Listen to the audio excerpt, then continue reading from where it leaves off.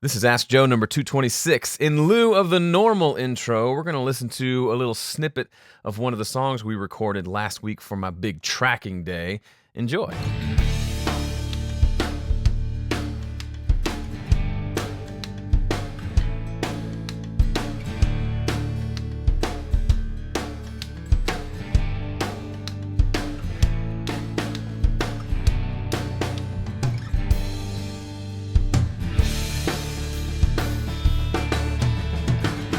Hey everybody, welcome to Ask Joe. This is Joe Gilder from Home Studio Corner. Those of you here live, thanks for sticking with me. I've had so many technology issues lately. I must have made somebody angry. But we're here, and I'm going to talk a little bit about what you're listening to right now, and then we'll dive into your questions. So if you're here live, get your questions ready. I'll be wanting those really soon. Maybe don't type them in yet, but be ready for them when the time comes. So yes, if you watched last week's episode, that was Tuesday. We do this every Tuesday at 1 p.m. Central, by the way. I was getting ready, prepping for tracking day. Tracking day went super well, stressful but good, and we got some really good sounds, as you can hear. We tracked drums, bass, and then I played guitar through the 11 rack. Ended up getting a couple takes of guitar as they were working through the song, and went really well. Posted a video for Monday, yesterday, where you can hear more from a different song, some samples of that, and I talk about the room mic that I put up in the stairwell that turned out really cool. And then for tomorrow, there's a video going up about a trash mic that we use. Ran it through a distressor, ribbon mic over the kick drum, huge sounding, adds a lot. I've got a cool video about that going up tomorrow, but I'm really excited about it. And I'm kind of pumped this week because as I'm shooting this episode, it is March 27th. And this weekend marks the end of the first 13-week period of the year. So if you take, I didn't know this till recently, if you take a typical year is 52 weeks, right? Did you know 52 divided by 4 is an even 13? I didn't know that. I always thought it was 12 and a little bit, but it's actually 13. So I've been big into thinking through my life and my year and my work and my business and my music in terms of quarterly goals, 13-week chunks. And so this Monday begins the next 13-week chunk. So I've been working on some goals here for the last 6 or 7 weeks that I originally was going to do for 12 weeks at a time, but I realized it starts over here, and I would love to start quarter 2, 13 weeks, and then have it kind of match up with the New Year's and all that. And anyway, it's nerdy and stupid, but it gets me excited. One of those goals is obviously to release this EP, and in doing that and creating the EP, I'm actually documenting the whole process.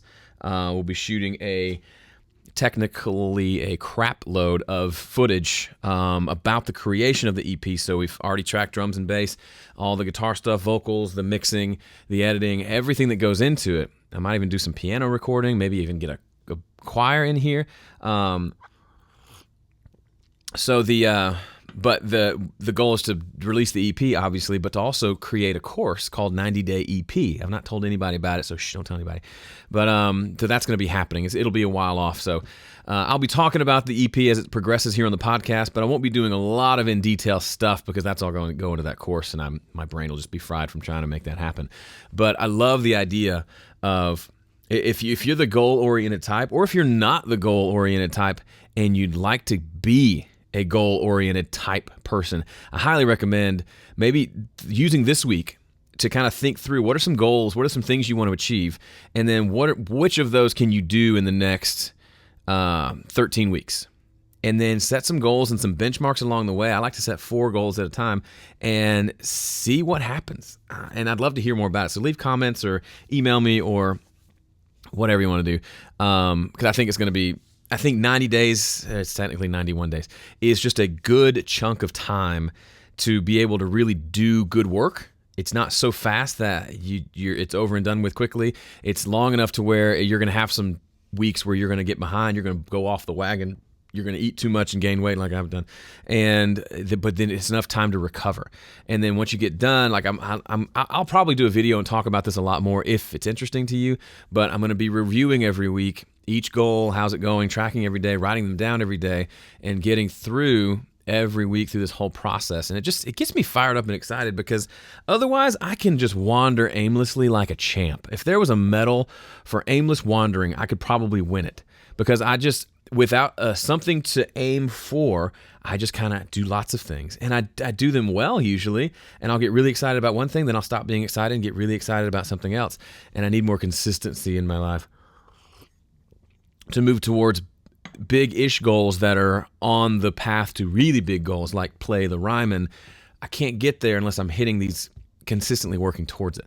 So that's what this is all about. I just wanted to throw that out there. If any of you are feeling like you're spinning your wheels and you just wish you had a little more focus, set some goals. Set some 13-week goals, limit it to 4, and then just track your progress and see how it goes. Tell me about it, tell somebody about it, and just kind of keep on moving and give yourself some momentum, and then reward yourself when you hit them. And if you get way behind, just say, okay, I got way behind. Let's figure out a way to figure this out.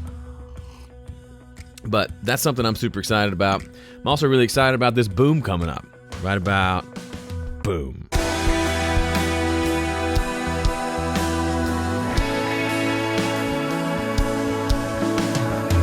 I feel so scattered today talking about focus and goals.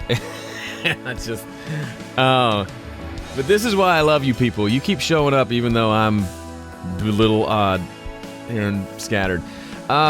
Jason says, where can I get a Home Studio Corner mug or t-shirt? You can get a mug, not like this. I don't make these anymore. There's one that's better than this. And this t-shirt at, go to homestudiocorner.com/swag. That'll take you to the store. I might be changing stores here soon or figuring out a different system. But they're fun. They're not the best t-shirts in the world, if you know what I mean. And they're kind of expensive. But if you just really want one, feel free to grab one. But I'm going to hopefully have some better, maybe even cheaper t-shirts in the future. It's just one of those things, like, you sell 4 of them, so it's not too high up on the priority list. But I'll get around to that. My boom foo is good today. Thank you, Jim. All right, so this is the part where I answer your questions. So this is a 30-minute podcast, and I'm only, 6-7 minutes in? So this is the part where I'll answer your questions. You post them. I will answer as many as I can. And yeah, that's super fun. So by the way, if you've never seen any of these videos before, you have no idea who I am. I'm Joe Gilder. I've run Home Studio Corner since 2009, and I'm a musician and a songwriter, and I make records in my home studio, and I make a lot of music, and I'm pretty good at it. And so I tell people how I do it and teach people so that everybody can make music. There's the short end of it. Art Davis, what's up, my brother? He says, how do you handle when a client, when you're given tracks to mix and there are major timing issues during transitions? Do you call it out or just mix it the way they give you? It depends. If it's really just in transitions and I can do a quick 3-minute edit and make it feel a lot better, then I'll just do that and not even mention it. If it's just major timing issues throughout, usually if I don't know the client very well, I'll just mix it. Because the fact that they are sending me these tracks and saying these tracks are ready to mix and they can't hear how out of time everything is, means one of two things. One, either that's as good as the performance is going to get and they're just living with it, or two, they can't hear that it's out of time. And that's a thing. Like, we all start at different places. We all are at different places on the journey. If you're in a place where you don't really hear timing issues, it's not bad. It's just you are in a different place. It's not that you're a horrible person. But in that case, for me to point it out may be helpful. I might say, hey, down the road, this mix would sound a lot better if these drums were a lot tighter. And I can do editing on them, or you need to find a better drummer, and try to find ways to do that sweetly. And you have to know who you're talking to. Some people will send me a song to mix or to master, and they'll say, tell me anything you hear, any improvements I can make. And then some people hire me just to critique their stuff. Ben Holmes, for example, who just released another EP. Go check him out. Ben Holmes without the vowels. That's how it's spelled, BNHLMS, I think. But he's been doing this. This is part of his process now, is when songs are in progress, he sends them to me, he pays me, and I listen, and I offer critiques. And then he makes changes, and it really helps him. It's kind of like me being there along with him, without having to be there along with him, which is cool. So maybe that is an opportunity or a service you can offer your clients of, hey, before you hire me to mix, or maybe it's something you throw in for free, I'll do a critique of the tracks. Just send me a rough mix of what you've got, and I'll say, hey, this is great. The timing on this could be better. It's going to make it punch a lot more. Hey, that guitar's out of tune, needs to be re-recorded, something like that. Scott says, what is the best way to force yourself to do something uncomfortable? Say, going to an open mic for the first time in years. The best way to force yourself? Okay. I'm good at forcing myself to do uncomfortable things because I do them publicly. Home Studio Corner, for example. I talk about things I'm going to do, like release an EP.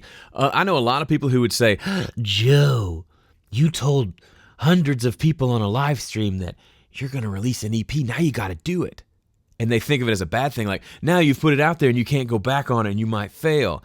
And I think, well, of course I got to do it. That's what I wanted to do anyway. So by backing myself into a corner, I just made it all the more likely that I'm going to put out an EP. Of course, things like 2017 happened where I set a goal to release 4 EPs and I only do 3. And guess what? You people come out of the woodwork and say, so, Joe, where's that 4th EP? And I say, hey, I didn't do it. And it's not that bad. It's just, hey, I released 3, which is great. I didn't get to the 4th one. I set a goal to reach 4. I ended up falling short and only released 3 EPs. That is a win if I've ever heard of one, right? That's the reason we set goals. It's the reason we do things and put ourselves out there, is even if the thing we're aiming for we don't get, we're going to get somewhere that's way better than where we are now if we just kind of putz around and hope that something happens. I know so many people who are working on something. Hey, what are you working on in the studio? Oh, I got this song. I've been working on this album for a few years. And I'm not shaming them. It's just, I couldn't work on something for that long. And what it really means is, hey, I open the session once a month and click around for a while and then get overwhelmed and I stop. That's really what's happening. If you were to put yourself out there, set some deadlines and work towards those, even if you miss them, having the accountability plus the deadlines plus a plan in place, like those are all things that are going to up your chances of actually doing the thing versus just, oh, I'm going to release an album sometime or this year. That's still too vague. So for you, was it Scott that asked the question?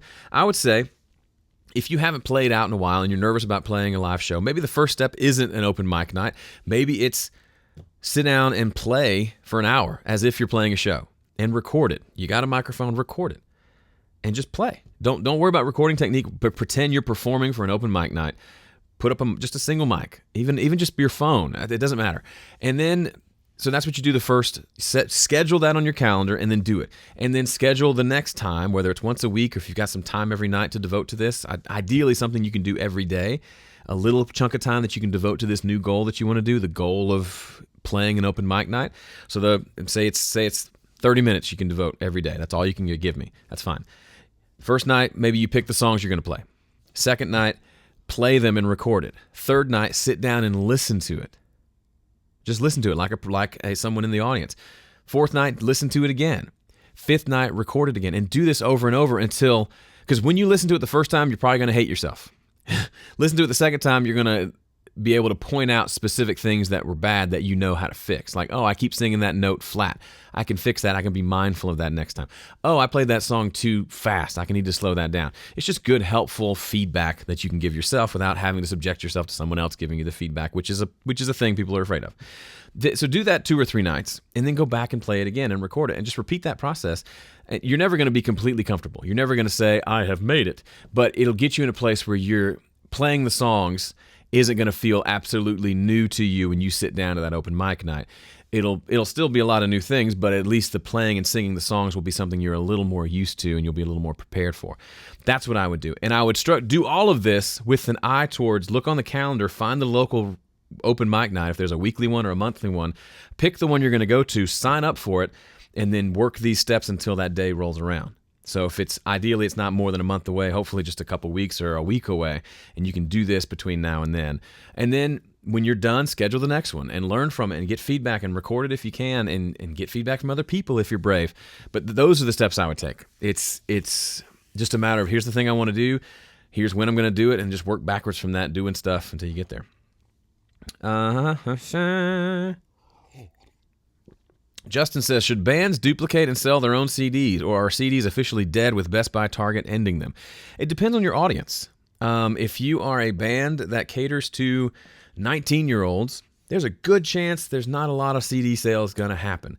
If you are like my buddy Jeremy, I've had on the podcast a few weeks ago, he primarily plays in churches and for the church crowd. And his typical fan, not all of them, but a big chunk of them are older, middle-aged to older, and so they still rock the CD player. They still have the Bose thing with the CD tray in the top, and they buy CDs all day long. So it depends on the audience. CDs are an expense, but if you're playing a lot of shows and people are coming to the merch table, maybe just do a run of 100 CDs.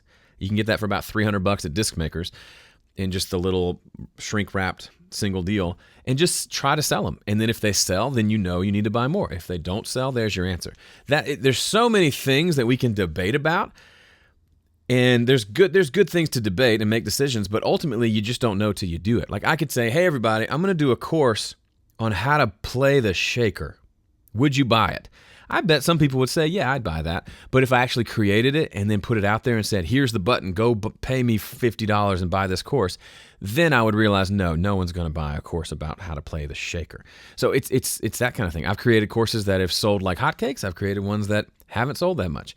But I would never know through a survey or asking people's opinions. I only know through putting it out there and then seeing what the market actually does. So with CDs, it's super easy. We make CDs, we play 10 shows. How many CDs did we sell? 2? Okay, maybe we're not going to buy any more CDs next time. That's one way to think about it. Justin Thumbs says, hey Joe, do you struggle with college debt and going into music? I'm 17 from Wisconsin. I want to go to a nice college or sound recording tech, but if I do, I will go into deep debt. Justin, I'm not probably a great person to answer this. I didn't take out any debt to go to college, but I was a good student and I got a scholarship. So I had essentially a full ride. And then my parents took care of me and helped me pay rent. So, I was probably in the minority of people who left college without any debt. That said, I've got 3 kids, and even though the oldest is only 7, I've got to think about that. I'm never going to urge my kids to go into debt for an education. So I've got friends who it's just this mountain of debt, and they may not even be in the field that they got their degree in, and it just seems pointless. To me, I would much rather you go take the money, don't spend that money, maybe get a regular job, and then work 40 hours a week and spend the other 40 hours of your week when you're nights and weekends doing audio. Take some of now this is self-serving, take some of Graham Cochran's courses. You could buy all the courses that are available out there and spend a fraction of what you would spend at a college or institution. Are the colleges good? Yes. Did I go to one? Yes. Is that the reason I'm successful? Probably a part of it, but more of it is because I became an entrepreneur and found a way to create value, and I did the work. I learned more doing music in my home studio than I did in the nice studios at the school. That said, there's connection opportunities, there's opportunity to network and meet people, make connections, that kind of stuff you can't get on your own. But if you're not going to go out and start your own business and hustle and become the person, then just don't do it. Because you're not going to get out of school and Blackbird Studio is going to call and say, hi, we heard you need a job. We'd love to pay you to come be a staff engineer. That doesn't work. That doesn't happen anymore, right? So I think you would get way more value. I've got a home studio business course that I just launched. It's homestudiocorner.com/business. Take that course. If you don't like it, if it's not valuable, I'll refund you, which you won't get from a college either. But chances are you'll learn a lot in there that you can apply and start making money doing what you love and doing this as a business. And then maybe if that eventually you can save up and go to a school that's not $80,000, but one that's a shorter time period, and maybe something like Blackbird Academy that gives you some training in a short amount of time for a short amount of money. But honestly, I don't know if you need it. Depends on what you want to do. But for the majority of people I know that are making music, doing audio, they didn't go to school for it. They learned how to do it. And there's so many things that they do that they're bad at. They don't know the quote right way to do this or that. They're slow at this. They just do it and they make it work. And I could go in and say, you're doing that wrong and that wrong. They're the ones making a living at this, not the majority of people who go to school for it. So, I could talk for days and days about this, but I think there are lots of options. College, even just in most industries, I haven't talked to Pam about this, but I don't know if I'm going to be super pushing my kids to go to college. Certainly not right away. I'm going to push them to try to start a business or try to figure out what they're passionate about or go work for a while. You're 17. You probably don't know what you want to do with your life yet. I'm not downplaying you. I didn't know. I knew I wanted to do something music, and I stumbled into audio. You don't have to go right to school. You can work, and you can try to figure out a way to start a business, and I think that's way more exciting and way more profitable than going to school. It seems like people in the chat, some of them agree. So there you go. What do you do when you get stuck in a mix? Usually I take a break. I stop, either for the day or for lunch or a snack or tea, Johnny. You just have to step away from it. I'll talk about that later. It's not really relevant.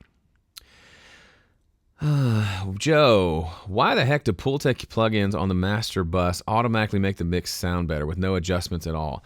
I would imagine it's because they're emulating what happens by running audio through them. There's plenty of people who've used analog gear without actually boosting or cutting anything, and it just sounds better when you run through it. I'm guessing the plugins emulate that same thing. Don't ask why, just enjoy it. Any tips for letting your mix... So I don't understand the question, A99. It doesn't make sense. What advice do y'all have for someone who normally does live sound and wants to get into the studio some? Get into the studio, Alex. You already know a lot of the concepts apply. You're probably much better suited for mixing because you know about EQ and how to make space and how to balance things. You're probably in a better position than someone who's never done live sound, who's trying to figure out audio and mixing. Get an interface, get a microphone, and start doing it. That's literally what I would tell you to do. If you don't have those things, then that's your next goal. Work towards getting those, and then make a bunch of music. That's literally it. I saw an ad for one of those masterclass videos, and it was a guy named Mehmet. What's his name? David or something. He's a screenwriter, and it's great because he's saying the only reason I'm on this side of the camera is because I've done it more than you, and I got okay with failing. I got okay with writing bad plays and bad scripts. You got to embrace the bad. That's the same. It's the exact same thing for music, for real. Tactical. I don't know interfaces. So people asking me which interface versus another, I don't have them, so I really can't tell you. Ron says I've got a Sapphire Pro 40 running through a Eureka preamp. When recording vocals and trying to get my levels, do I turn the interface all the way down and use the preamp to get the levels right? When you're using an external preamp, you want to run to the line input, if it hasn't, on your interface. And then you've got to read the manual and decide where the knob needs to be for that to act as a line input. Typically, a lot of those interfaces have what's called a combo. Hold on. They have something that looks like this that has a combo jack. So you can plug a microphone or a 1/4 inch into it. This on these two inputs say mic/line, which means it can take a microphone input or a line input. The 1/4 inch is the line input. So go in the 1/4 inch, and then on these, it doesn't say. Yes, it does. It says the line input all the way to the left is -20, all the way to the right is +20, so I put it right up the middle, which I'm assuming is 0. You want it to basically be 0, not adding any volume or taking away. If you turn it all the way down, you're probably turning the signal way down, which means you're probably going to have clipping. So just read the manual, or look, it might literally say, find a spot where it's 0 or might have a U for unity, which means it's not adding or taking away. That's what I would do. Corey says, how do you know when you are getting ear fatigue? I don't know. When your ears feel tired? Or I don't know. I know I'm getting ear fatigue. When my ears feel tired. Like literally my ears feel tired. Kind of like when my voice feels tired at the end of these podcasts. I just know. Sorry, it's not a great answer. Any tips on using artificial room reverb? Don't use it just because you think you should. Have a reason for it. I use reverb, but I don't use it a ton. I like to use big, obvious reverbs, like a big plate with a 4-inch tail, that 4-second tail, that will give me like this big ambient sound. But like a regular room reverb, I'll use on drums sometimes, but I don't use it as much. This is Will. I'm looking for some studio doors for my home studio. What's the best company? No clue. I don't have studio doors. I've got regular doors. Cesar says, do you have an approach for estimating how much tracking time is needed for a project? No, it completely depends on the project. So, if I've got a full band, like if I do one of those tracking days at Steve Pfeffer's place, we're tracking drums, bass, guitar, electric guitar, acoustic guitar, and keys with a few pretty much one take for everybody, and then a couple of overdubs, a second guitar part, a second acoustic guitar part, maybe a second keyboard part. And we book 2 3-hour sessions, so a full day from essentially like 10 to 4 with break for lunch, and we try to do 6 or 7 songs in that time. That's with Nashville players. That's with, we're blowing through pretty quickly. And again, that's just tracking kind of the basic foundation. Somebody else is going to probably go back and add more guitars, add more keyboards, add other stuff, and there's not vocals and stuff involved. So, I mean, it's really just a matter of get out a spreadsheet and be nerdy and just think up, okay, this song is going to have this many instruments, and I predict it's going to take this long to do this instrument and this one, and just add it all up. And you may find, oh my goodness, this is going to take way longer than I thought, which is helpful information. Either you're wrong about your estimate or you're right, and you got to account for that in the way you're charging or the way you're scheduling and things like that. How do you go about adding instrumentation for your songs? Hi, Lockie. For me, a lot of it's just I'll hear something in my head and I'll play it. But more than that, I love the overdub process, which is when we've tracked, like for example, we've tracked drums and bass, and I've got scratch tracks. I love sitting down and I've got my keyboard fired up, ready to go with samples and stuff. I've got my guitar and my pedal board ready to go. I've got acoustic guitars out. I've got microphones set up for guitar, for vocals, maybe background vocals. I've got shakers and tambourines set up with their own mic ready to go. And then I just start adding stuff. And as I add them in, I try a lot of things that don't work and then find something that works and then kind of go from there and build on top of it. It's a really fun, creative process, but it starts with just setting up mics and doing it. I feel like that's my answer to a lot of things. That's probably not a great answer. My favorite day? Sorry, my Spanish isn't very good. Tu día favorito, and why? My favorite day. My favorite day is today. I don't think that's what you're asking. What could be the problem if I record guitar parts on the same amp and pedals, and sometimes they sound thin and weak, but sometimes they sound huge and powerful, making them almost identical? You're probably playing differently, or different amp, or different pedals, or a different guitar, different pickup. It could be just a different day. I mean, there's so many pieces of the puzzle, but my guess is it's just going to sound, if it sounds different, then just do something different. Play differently, put the mic in a different place, change the settings on the amp. Yeah, I mean, sometimes you just play the same thing every time and it works, and other times you gotta tweak and figure it out. And you don't get caught up. A lot of people I know or who ask questions will be like, hey, I did this thing, and then I did it again, and it was different, and I want to know why it's different.